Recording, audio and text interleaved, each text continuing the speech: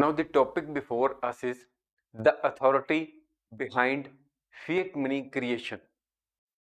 We have already learned that fiat money means the paper currency or physical banknotes or the coins which are issued by the government and declared to be the legal tender for all the transactions within a country. It means that the physical currency notes or the coins which have been issued by the government and the government has ordered that these coins and the currency notes must be accepted by all the persons of that country for transactions between themselves, and no person can refuse to accept the fiat money as a means of transactions. So now we will understand that now we have understood that fiat money is issued by the central government or the government of the country. So fiat money is created by the government or a central authority that has the power to issue currency. It is not that the government can authorize private individuals to print the currency. If that is the scenario, the private parties will go on printing currency, and the, there will be the flood of fake currencies in the market. So the government have retained the power with itself to issue the fiat money, or the government has authorized the central bank of the country to issue the fiat currency. That is either government of the country or the central bank of the country issues or creates the fiat money. In most countries, the central bank has the authority to issue currency.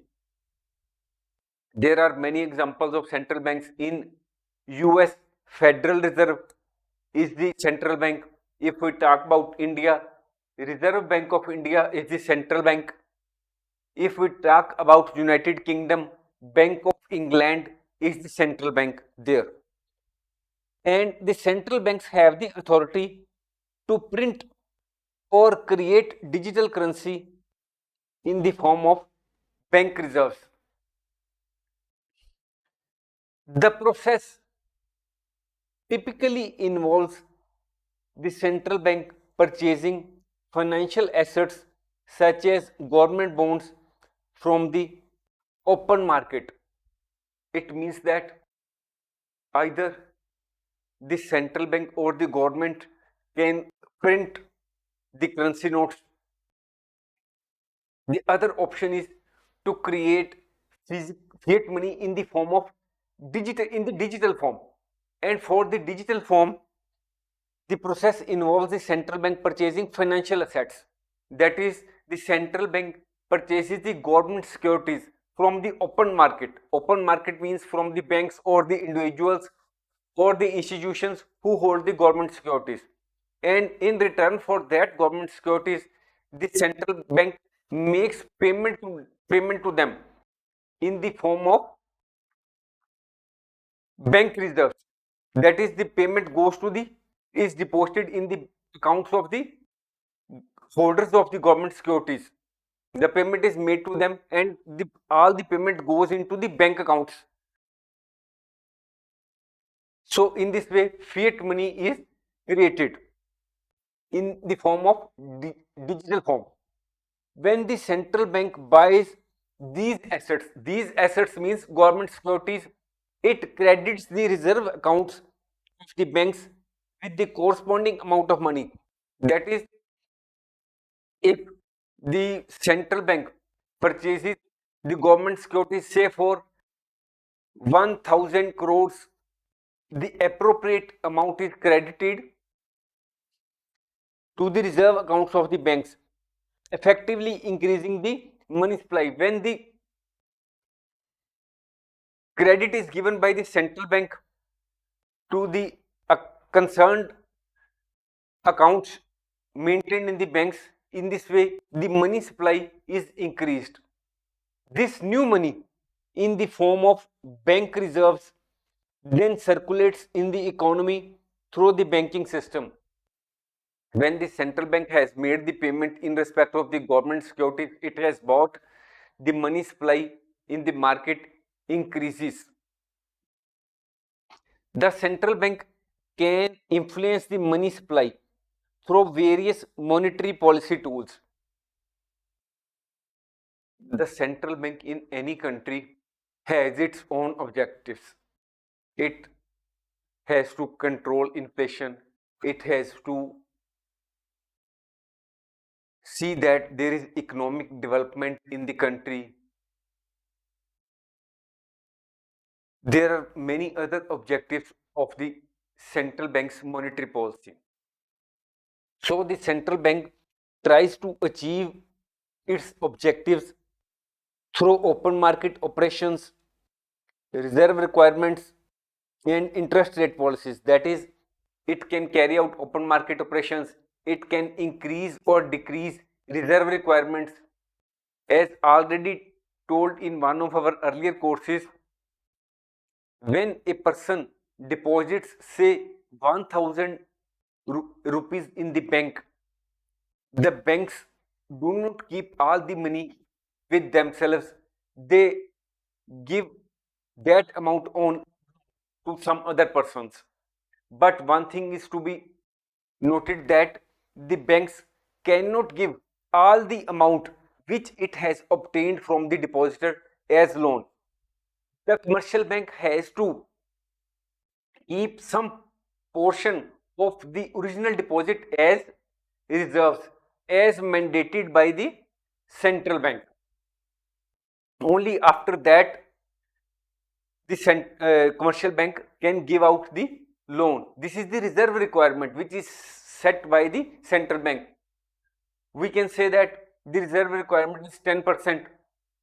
Then this commercial bank can give only if the deposit is say rupees 100, then the reserve requirement is 10%, then the commercial bank can give only 90 rupees as loan.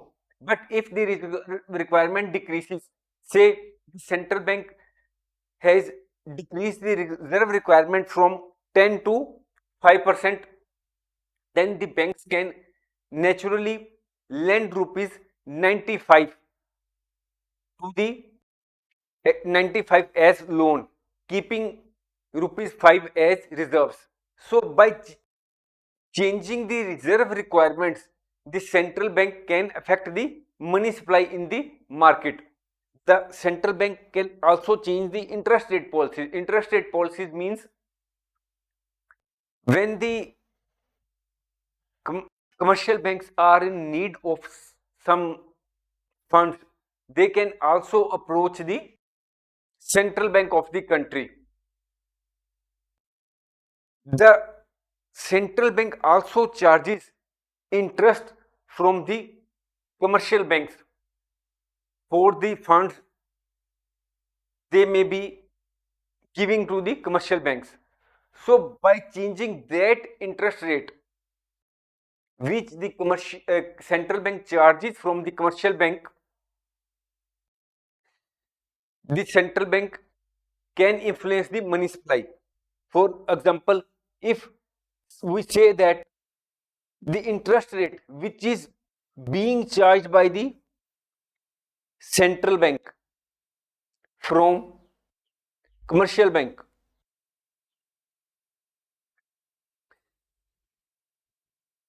then say 1000 crore is demanded by the commercial bank. Suppose the interest rate is increased to 7% by the central bank, that it will charge 7% from the commercial bank if they approach for funds. Naturally, the demand may decrease to say from 1000 crore to 8000 crore.